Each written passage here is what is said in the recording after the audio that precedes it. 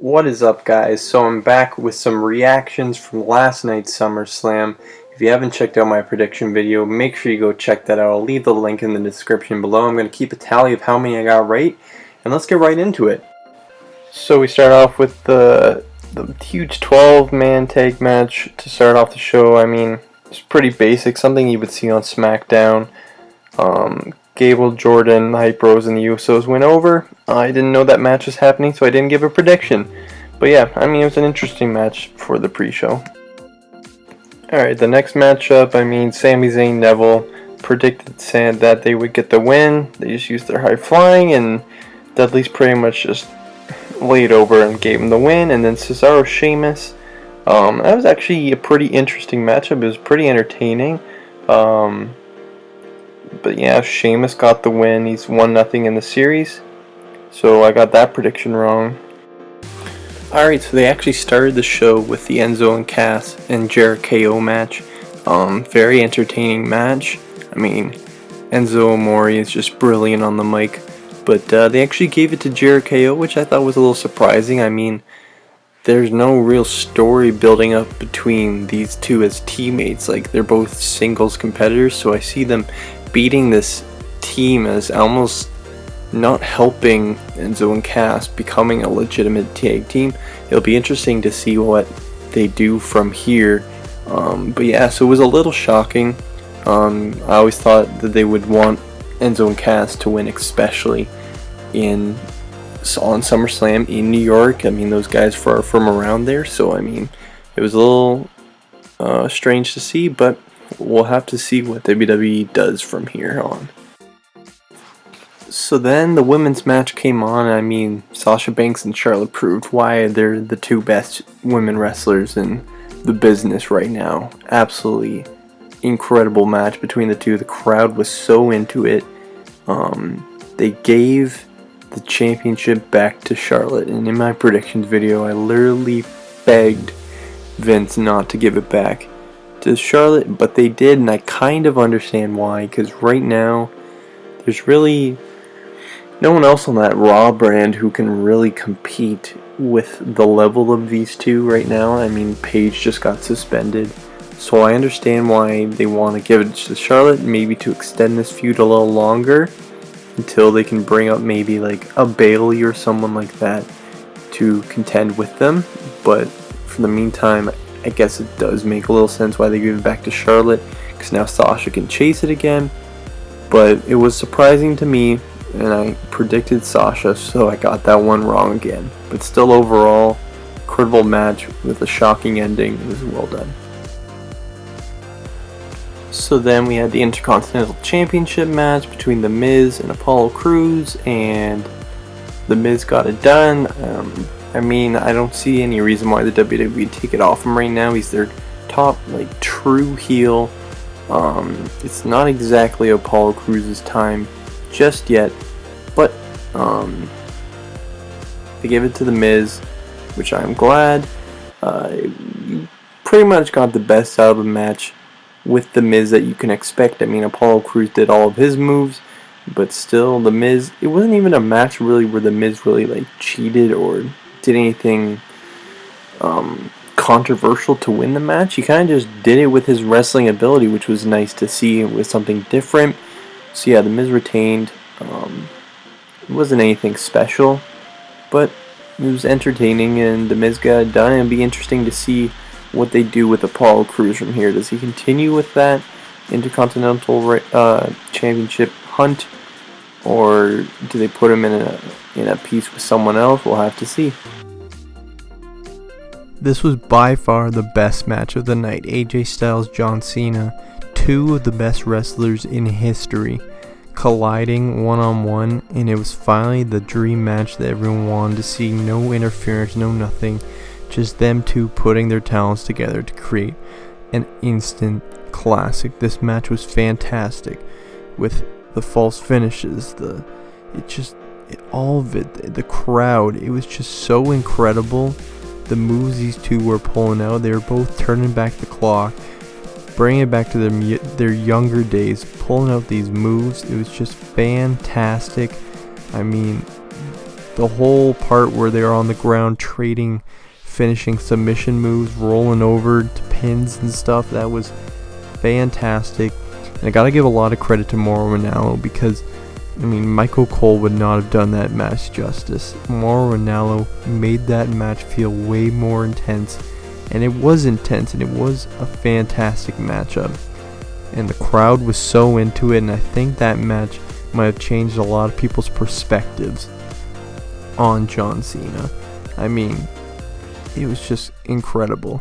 And I mean, I don't really know what the end of the match, that whole thing was about. I mean, I'm glad AJ Styles got the win, but where John Cena kissed his armband and laid it down on the mat, not really sure what that means. I know he's going to take some time off to film American Grit, but does that mean something more, or is it just means he's kissing goodbye to the WWE for a little bit right now?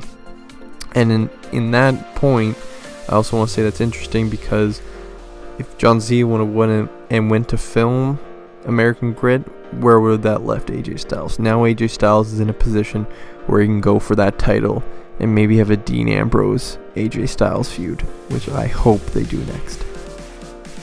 So before we begin, I'm going to explain why my predictions stay the same. I predicted that the club would win, and they did win via disqualification, but I said that they were going to win the titles. Now, the way that the match ended with Big E coming in and just destroying the club like that, I almost wanted to give myself the prediction right, saying that the club won, but just the way that Big E came in and purposely ended the match, like, I didn't know how to judge that. I didn't know whether to judge that as incorrect or correct, so I just left it off the board. So let me know, guys, if you think whether my prediction was correct or incorrect. In terms of that match, Jon Stewart thing was really awkward.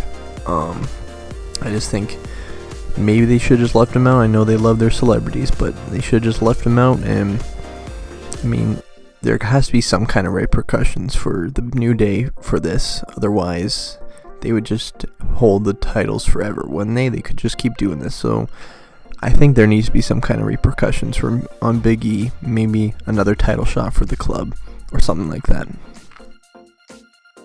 Can someone please explain to me why the WWE World Championship match went on before the United States title match did?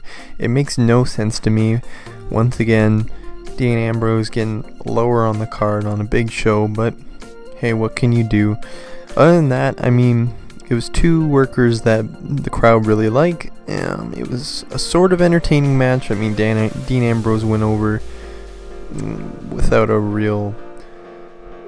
any controversy or anything like that. It's kind of what everyone expected.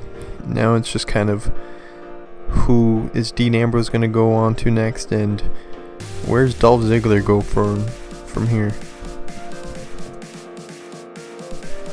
So it turns out that the mystery opponent was Nikki Bella in Eva Marie's absence. I thought the Eva Marie entrance thing was pretty funny. It was pretty cool to see Nikki Bella come back out. But this was just a filler match. It was actually kind of entertaining. I mean, a lot of talented women in there. It'll be interesting to see where the women's division on SmackDown goes. Especially if Nikki Bella goes over to the blue brand, I should say, instead of the red brand. So we'll have to see where that goes. This was a very, very good matchup. Even though we already saw the Demon King, him coming out still brought out chills. It gave me chills. It was really, really cool. It was an unbelievable match. These two are incredibly gifted. They're going to carry Raw for a long time. Especially Finn Balor now.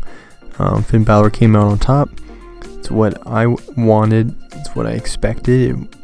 And I think that's what will be best for that brand, because it'll create a lot of competition up there at the top. Finn Balor actually got hurt taking a power bomb into one of the side barriers there. He dislocated his shoulder and he actually popped it right back in and was able to go and continue his fight and finish it. So that shows his toughness. Don't know how serious the injury is though, but all in all, fantastic match. I think that match should have gone on at the end.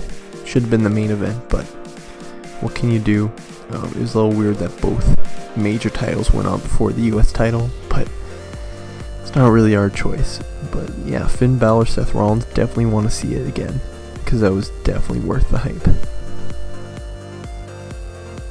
I don't really want to talk about this match for long because it was really dumb. It was just I don't see the point of it. Why not just have them fight for the title? I don't know if you want to extend this feud or something, but like, I don't know. I felt like watching this was just a big waste of my time. I don't know if you're trying to make Roman Reigns look like a badass, but like, for me it was just really stupid. Alright, we come to the main event of the evening, and what happened? This was the most confusing match I think I've ever watched. It was really entertaining at first, seeing Lesnar just throwing Orton around, and then the RKO out of nowhere onto the announce table was actually pretty interesting. But then I don't know if this was bad or good, because they almost blurred the lines of reality, which actually got me really interested. When Lesnar started hitting Orton with those elbows and Orton started to bleed, I was like, okay, well obviously this is set up. But the amount that Orton was bleeding concerned me, and I was like, oh, is this real or is this fake? And it almost seemed like Orton was legitimately hurt. Now, they didn't throw up the X sign or anything, so it was obviously set up, but like, just the amount of blood that Orton was losing actually concerned me, and I think that the WWE did an excellent job with that. But I mean, the fact that Shane McMahon came out and Lesnar F5'd him, I mean, where's this gonna go story-wise? Do they set up a match with Orton down the road? I mean, it was just a weird ending to what was a pretty good show, and I don't know if the WWE dropped the ball with this one. It definitely wasn't the ending that I wanted to see. I wanted to see like a legitimate pinfall or something, not the way that it ended. But as long as they can keep the storyline going from here and it be actually entertaining, we don't know if it was a failure or not.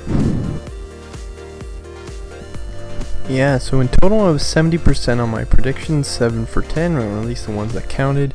I rate the show a 7 out of 10.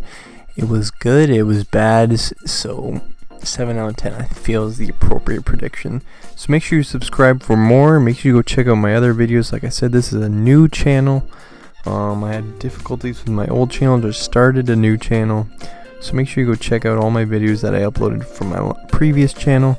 And like this video if you like the WWE content, and just make sure you subscribe if you want more in the sports world.